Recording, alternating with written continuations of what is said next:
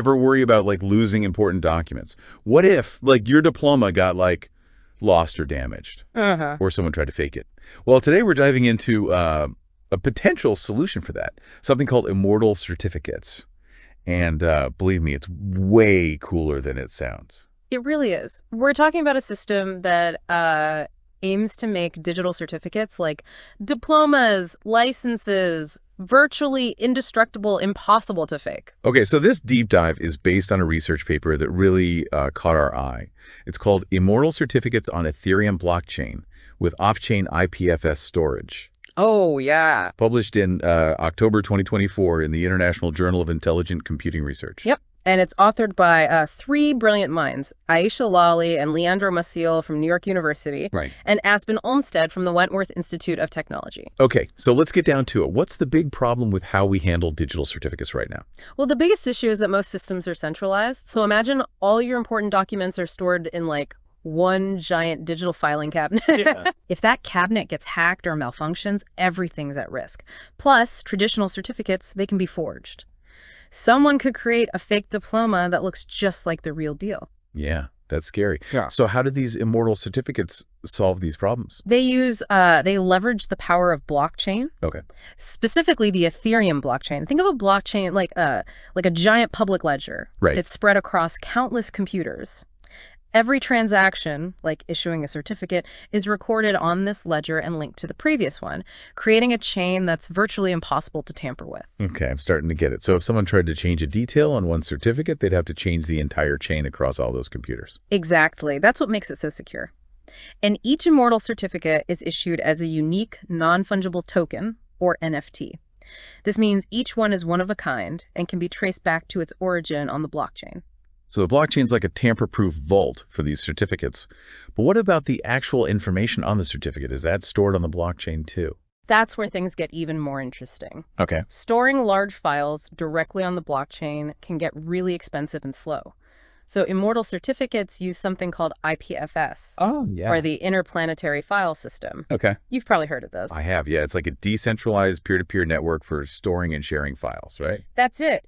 Think of it like a giant distributed hard drive that's spread across the internet. The certificate information is stored on IPFS, and the blockchain simply keeps a record of where to find it, like a pointer. Okay, so it's like having a secure index card in the blockchain that tells you where to find the actual certificate file in this massive IPFS library. Exactly. And to make sure those files are always accessible and don't get lost in this vastness of IPFS, they use a service called Pinata. It's like having a dedicated librarian that makes sure those files are available when you need them. Okay, that makes sense. So we have the blockchain for immutability, IPFS for storage, and Pinata for reliability. It's all starting to come together. But tell me, how secure is this whole system, really? What's stopping someone from hacking into IPFS or Pinata and messing with the files? That's where the genius of the security by design architecture comes in. The researchers, they prioritize security from the very beginning, building it into the core of the system. Okay. They've also considered potential future threats like the rise of quantum computing, Yeah. which could potentially crack current encryption methods. So they're already exploring ways to integrate quantum-resistant algorithms, ensuring that these certificates stay secure even as technology advances. Wow. They're really thinking ahead. But let's be honest, all this technology can't run for free. So who pays for all this? Well, the system is designed to be self-sustaining through an incentive mechanism. Institutions that want to issue Immortal Certificates pay a fee to become authorized issuers, and these fees are then distributed among the existing authorized issuers who participate in a voting process to approve new issuers. So it's like a self-governing community, and the fees ensure that only legitimate institutions are issuing these certificates. I like that. Did the researchers actually test this out in the real world? Did it work? They did. They conducted a real-world evaluation using a simulated blockchain environment to issue, retrieve, and verify diplomas. Results were promising. They successfully issued and retrieved diplomas, and the verification process, it worked flawlessly. But of course, they did run into a few snags along the way. Snags? What kind of snags? One challenge they identified was the potential for duplicate certificates being issued. Imagine if someone accidentally submitted the same information twice, creating two identical certificates on the blockchain. Right, that could cause some confusion. So even with a system as advanced as this, human error can still slip through the cracks. What do they suggest doing about this? Well, for one, they're looking at ways to optimize the system, making it faster and cheaper to use. They also want to streamline the user experience, making it more intuitive and user-friendly.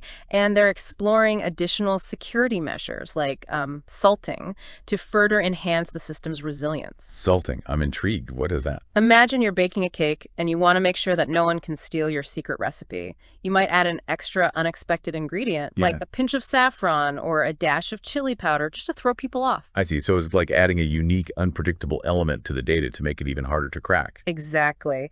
This salting technique makes it exponentially harder to guess passwords or hack into the system. Okay, I'm really starting to see the potential here. This is way more than just a digital diploma. It's a whole new way of thinking about trust and security in the digital world. But before we get ahead of ourselves, let's take a moment to recap what we've learned so far about immortal certificates. They address the weaknesses of traditional systems by using blockchain for immutability, smart contracts for automation, and IPFS for secure off-chain storage. And they've put a huge emphasis on cybersecurity, future-proofing the system, and even building in those clever incentive mechanisms to keep everything running smoothly. It's a really elegant solution. Absolutely. Well, we've reached the end of our deep dive into immortal certificates. It's been a fascinating exploration, and we hope you've enjoyed it as much as we have. Remember, this is just the beginning. We encourage you to continue learning, exploring, and challenging the boundaries of what's possible in our ever-evolving digital world. Until next time, keep diving deep.